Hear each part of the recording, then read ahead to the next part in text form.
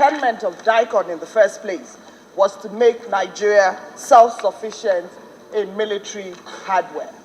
Mr. Speaker, at no time more than this has our country been so humbled as we have gone around the world to seek arms, to seek aid in fighting insurgency. And the reason that we constantly have these conversations, Mr. Speaker, is because we're not self-reliant. Mr. Speaker, we've had conversations with all the countries that we have engaged with on helping us, give us arms to help us fight insurgency. And they come up with all sorts of conditionalities. Nigeria does not have a good human rights record, therefore they cannot give us even small arms and light weapons. Nigeria is unable to control the flow of arms in her country, and therefore they're reluctant to help us. They are only going to give us surveillance equipment, and we constantly go cap in hand because we are not self-sufficient.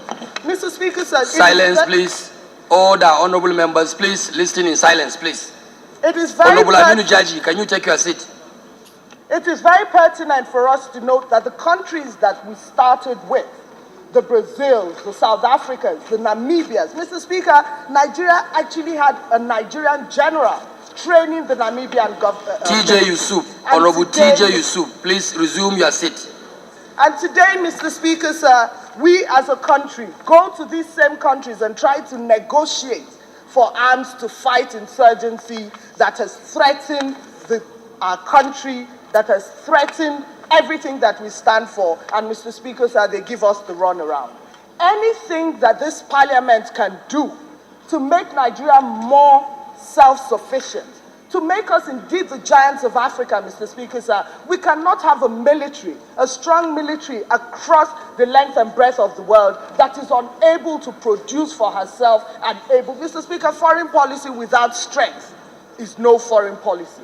We cannot expand Nigeria's strength if we are unable to have the tools that will help us be the strong country that we want to be. And so, Mr. Speaker, sir, the amendments to this DICON Act that will make it a more viable entity where Nigeria will be self-reliant, self-sustaining, and we will be able to do the things that we must do, especially with regards to arming our military in such a way that we be the military of our dreams. Mr. Speaker, sir, I can't but support. I will therefore urge my colleagues that as an act of absolute patriotism, as the fact that we must, as a country, stop asking, going cap in hand for military aid to other countries that give us military aid with conditionalities, Mr. Speaker, we must support this bill and do everything that we can to ensure that DICON is not only up and running, but serves our country to its optimal potential. I so submit.